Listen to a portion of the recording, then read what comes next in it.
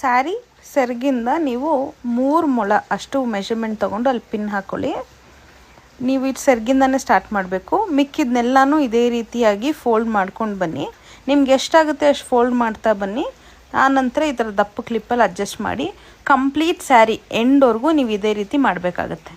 ಅದಾದಮೇಲೆ ಎಲ್ಲವನ್ನು ಓಪನ್ ಮಾಡಿ ಉಲ್ಟಾ ಇಟ್ಕೊಂಡು ಎಲ್ಲ ನೆರಿಗೆ ನೀಟಾಗಿ ಅರೇಂಜ್ ಮಾಡಿ ಕಂಪ್ಲೀಟ್ ಸ್ಯಾರಿ ರೆಡಿ ಮಾಡಿ ಸೈಡಲ್ಲಿ ಇಟ್ಕೊಂಬಿಡಿ. ಈ ರೀತಿಯಾಗಿ ಇಟ್ಕೊಳ್ಳಿ. ಬ್ಲೌಸ್ ಪೀಸ್ ತೊಗೊಂಡು ಈ ಥರ ಫೋಲ್ಡ್ ಮಾಡ್ತಾ ಬನ್ನಿ.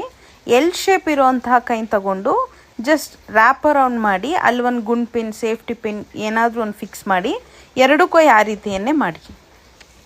ಮೊದಲಿಗೆ ಈ ರೀತಿಯಾಗಿ ಅಕ್ಕಿ ತುಂಬಿರೋಂಥ ತಟ್ಟೆ ಇಡಿ. ನಂತರ ಸ್ಟೀಲ್ ಬಿನ್ಗೆ ಇಡಿ. ಸ್ಟೀಲ್ ಬಿನ್ಗೆ ಪೂರ್ತಿ ನೀವು ಅಕ್ಕಿ ತುಂಬಿಸ್ಬೇಕಾಗತ್ತೆ. ಇದನ್ನು ಮಾತ್ರ ಮರೆಯೋದಕ್ಕೆ ಹೋಗಬೇಡಿ. ಇದರ ಮೇಲ್ಗಡೆ ಅದಕ್ಕಿಂತ ಸ್ವಲ್ಪ ಚಿಕ್ಕ ಸೈಜಲ್ಲಿ ಇನ್ನೊಂದು ಬಿನ್ಗೆ ಇಡಿ. ಇದರಲ್ಲಿ ನೀವು ಕಳ್ಸಿದ ಸಾಮಾನೆಲ್ಲನೂ ತುಂಬೋದು. ಈಗ ಈ ರೀತಿಯಾದಂಥ ಕಬ್ಬಿಣ ಅಥವಾ ಸ್ಟೀಲ್ ಸ್ಕೇಲ್, ವುಡನ್ ಸ್ಕೇಲ್ ಯಾವುದಾದ್ರೂ ಓಕೆ. ಮೇಲ್ಗಡೆ ಇರೋವಂಥ ಬಿನ್ಗೆ ನೀಟಾಗಿ ಕಟ್ಕೊಳ್ಳಿ. 3 ಮೊಳ ಸ್ಯಾರಿಲಿ 2 ಮೊಳ ಮಾತ್ರ ನೀವು ಈ ರೀತಿ ಸೆರ್ಗ್ ಅಟ್ಯಾಚ್ ಮಾಡ್ಕೊಳ್ಳಿ. ಪಿನ್ ಹಾಕಿ ಬಿಟ್ಬಿಡಿ. ಈಕ್ವಲ್ ಲೆಂತ್ ಇದೆಯಾ ಅಂತ ಚೆಕ್ ಮಾಡಿ ಸೆಂಟರಲ್ಲಿ ಒಂದು ಪಿನ್ ಹಾಕ್ಕೊಳ್ಳಿ, ನೆರಿಗೆ ಮೂವ್ ಆಗದಿರೋ ಹಾಗೆ.